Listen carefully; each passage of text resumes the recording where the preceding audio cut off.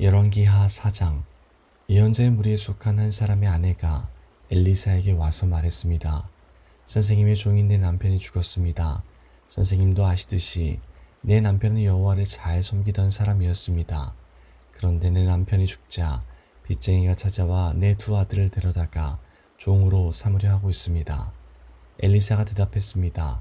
내가 어떻게 하는 것이 도움이 되겠소? 당신 집에 무엇이 있는지 알려주시오. 여자가 말했습니다. 가진 것이라고는 기름 한 병이 전부입니다. 엘리사가 말했습니다. 이웃 사람들에게 가서 빈 그릇을 있는 대로 빌려오시오. 그릇을 조금 빌리지 말고 많이 빌리시오. 그리고 당신은 두 아들만 데리고 집에 들어가서 문을 닫으시오. 그런 다음 빌려온 항아리마다 기름을 부어 채워지는 대로 옮겨 놓으시오. 그 여자는 엘리사 앞에서 물러난 뒤 아들들만 데리고 집으로 들어가 문을 닫았습니다. 아들들이 빈 그릇을 가져오면 여자가 거기에 기름을 부었습니다.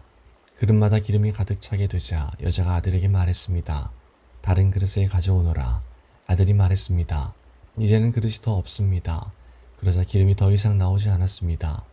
여자가 엘리사에게 가서 그 사실을 알려주었습니다. 엘리사가 여자에게 말했습니다. 가서 기름을 팔아 빚을 갚으시오. 당신과 당신의 아들들은 남은 것을 가지고 살아갈 수 있을 것이오. 어느 날 엘리사가 수넴으로 갔습니다. 그곳에는 한 귀부인이 살고 있었습니다. 그 여자는 엘리사에게 자기 집에서 머물며 음식을 먹으라고 간절히 부탁했습니다. 그래서 엘리사는 그곳을 지날 때마다 그 집에 들러 음식을 먹고 갔습니다. 여자가 자기 남편에게 말했습니다. 내가 보기에 우리 집 앞으로 자주 지나다니는 엘리사는 하나님께서 거룩하다고 여기시는 사람입니다. 지붕 위에 작은 방 하나를 만들고 그 방에 엘리사를 위해 침대와 책상과 의자와 등잔대를 들여놓읍시다. 그래서 엘리사가 우리 집에 들릴 때마다 그 방에서 묵어갈 수 있게 합시다. 어느 날 엘리사가 그 여자의 집에 와서 그 방에 들어가 쉬었습니다. 엘리사가 자기 종 게하시에게 말했습니다. 수넴 여자를 불러오너라. 게하시가 수넴 여자를 불러왔습니다. 그녀가 엘리사 앞에 섰습니다. 엘리사가 게하시에게 말했습니다. 여자에게 이렇게 말하여라. 보시오, 당신이 우리를 위해 이렇게 세밀하게 준비했군요. 내가 당신을 위해 무엇을 해주면 좋겠소? 왕이나 군대 사령관에게 부탁할 것이 있으면 말해보시오. 여자가 대답했습니다. 아닙니다. 나는 내 백성과 함께 살고 있으니 별 어려움이 없습니다. 엘리사가 말했습니다. 그렇다면 저 여자를 위해 무엇을 해주면 좋을까? 게하시가 대답했습니다. 저 여자는 아들이 없고 남편은 늙었습니다. 엘리사가 말했습니다. 여자를 불러오너라. 게하시가 다시 여자를 부르자 여자가 문간에 와서 섰습니다. 엘리사가 말했습니다. 내년 이맘때쯤에 당신은 아들을 품에 안고 있을 것이오. 여자가 말했습니다. 아닙니다. 하나님의 사람이시오.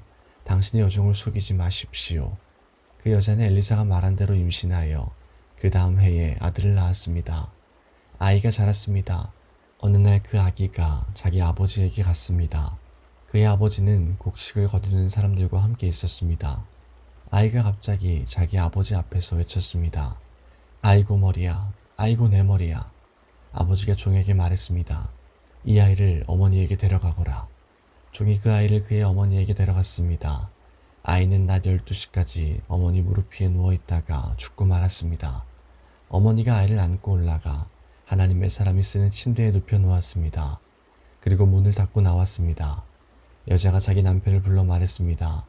종 한 명과 나귀 한 마리를 보내주세요. 빨리 하나님의 사람에게 다녀와야겠어요. 여자의 남편이 말했습니다. 왜 오늘 그에게 가려 하오? 오늘은 초하루도 아니고 안식일도 아니지 않소. 여자가 말했습니다. 걱정하지 말아요. 괜찮을 거예요. 여자가 나귀의 안장을 지우고 종에게 말했습니다. 나귀를 몰아라. 내가 말하기 전에는 늦추지 마라. 그리하여 여자는 갈멜산에 있는 엘리사에게 갔습니다. 엘리사는 멀리서 여자가 오는 모습을 보고 자기 종 게하시에게 말했습니다. 저기를 보아라. 수넴 여자가 오고 있구나. 달려가 여자를 맞이하여라. 그리고 안녕하십니까? 남편도 안녕하시고 아이도 잘 있습니까? 하고 물어보아라. 여자가 대답했습니다. 다들 잘 있습니다. 그러더니 여자가 산에 있는 엘리사에게 와서 그의 발을 붙잡았습니다. 게하시가 가까이 와서 여자를 떼어놓으려 하자 엘리사가 말했습니다. 그대로 두어라. 여자가 큰 슬픔에 빠져있다. 여호와께서는 이 일을 나에게 숨기시고 아무 말씀도 해주지 않으셨다. 여자가 말했습니다. 선생님, 나는 아들을 달라고 말한 적이 없습니다. 오히려 거짓말을 하지 말라고 말씀드리지 않았습니까? 엘리사가 게하시에게 말했습니다. 길을 떠날 채비를 하여라. 내 지팡이를 손에 들고 서둘러 떠나라. 가다가 누구를 만나도 인사하지 마라.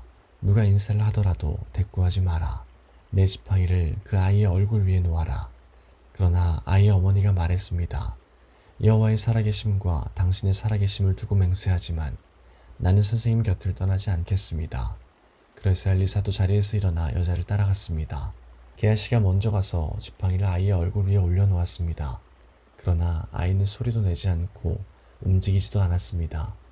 게하시가 돌아와서 엘리사를 맞이하며 말했습니다. 아이가 깨어나지 않습니다. 엘리사가 집으로 들어가 보니 아이가 죽은 채 자기 침대에 누워 있었습니다. 엘리사는 방으로 들어가서 문을 닫았습니다. 방 안에는 엘리사와 아이밖에 없었습니다. 엘리사가 여호와께 기도를 드렸습니다. 그리고 나서 침대로 가서 아이 위에 엎드렸습니다. 자기 입을 아이의 입에 맞추고 자기 눈을 아이의 눈에 맞추고 자기 손을 아이의 손 위에 올려놓았습니다. 그렇게 아이 위에 엎드려 있는 사이에 아이의 몸이 따뜻해지기 시작했습니다. 엘리사는 침대에서 내려와 방 안에서 왔다 갔다 한 다음 다시 침대에 올라가 아이 위에 엎드렸습니다. 그러자 아이가 재채기를 7번 하더니 눈을 떴습니다. 엘리사가 게하시를 불러 말했습니다. 수넴 여자를 불러오너라. 게하시가 수넴 여자를 불렀습니다. 여자가 오자 엘리사가 말했습니다.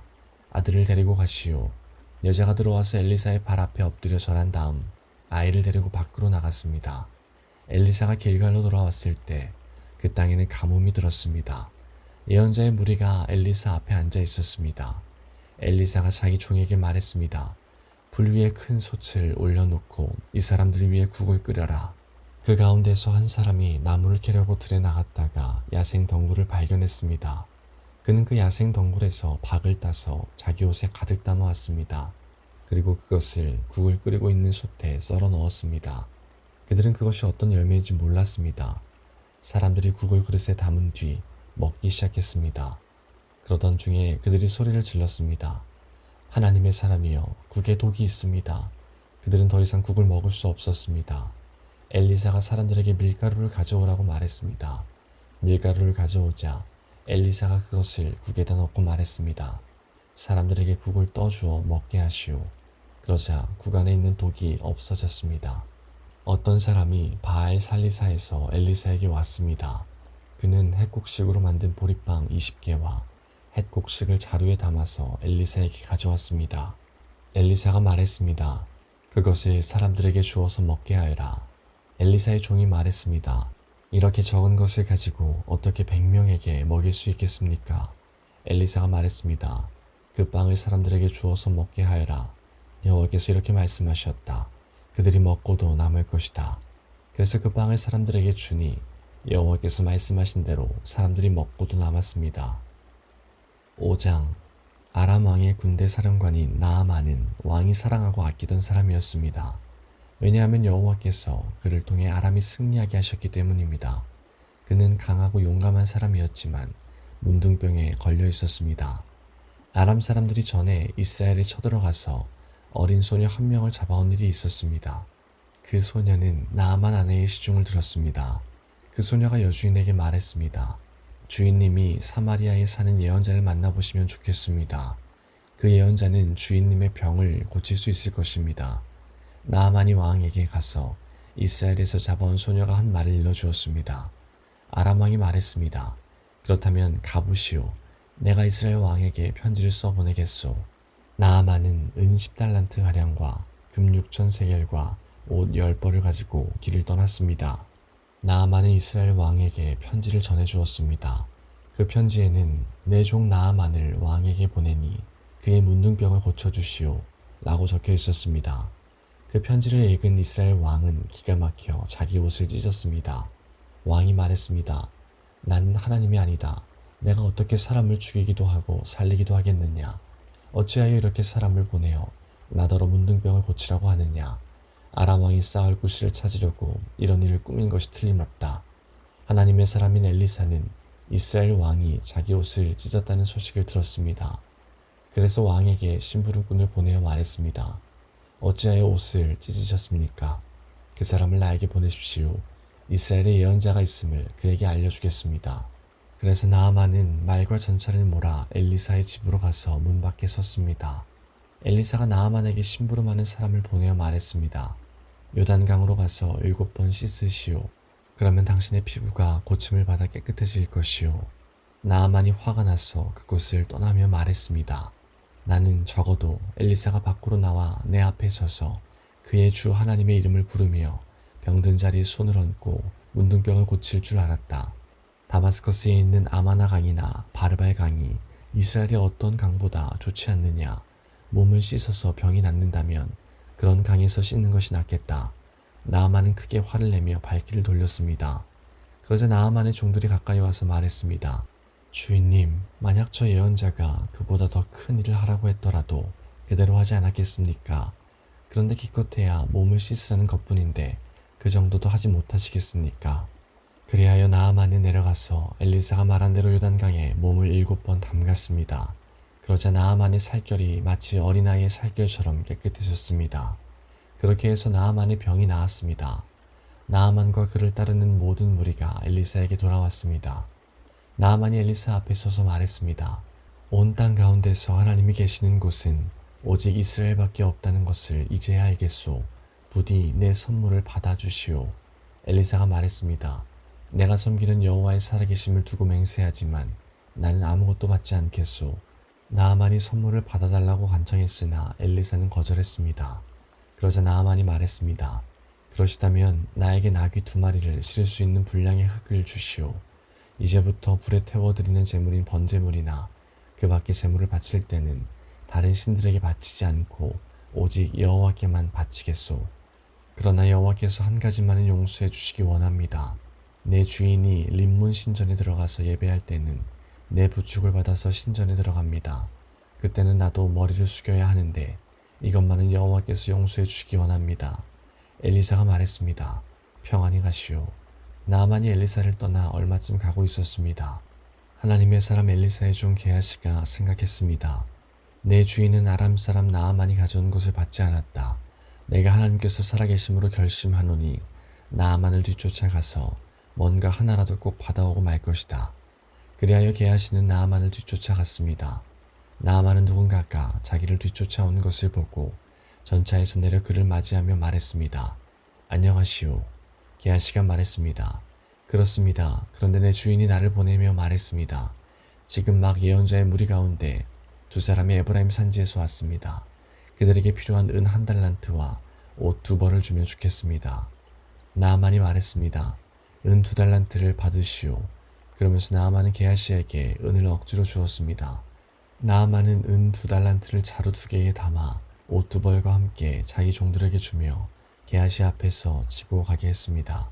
그들이 언덕에 이르렀을 때에 게하시는 그 물건들을 나아만의 종에게서 받아 집에 들여놓았습니다. 그리고 나아만의 종들을 돌려보냈습니다. 게하시가 들어가 주인 앞에 섰습니다. 엘리사가 그에게 물었습니다. 게하시야, 어디에 갔다 왔느냐? 게하시가 대답했습니다. 아무데도 가지 않았습니다. 엘리사가 말했습니다. 어떤 사람이 전차에서 내려 너를 맞이할 때 내 영이 너와 함께 있었다. 지금이 돈이나 옷이나 기름이나 포도를 받을 때냐? 지금이 양이나 소나 남종이나 여종을 받을 때냐?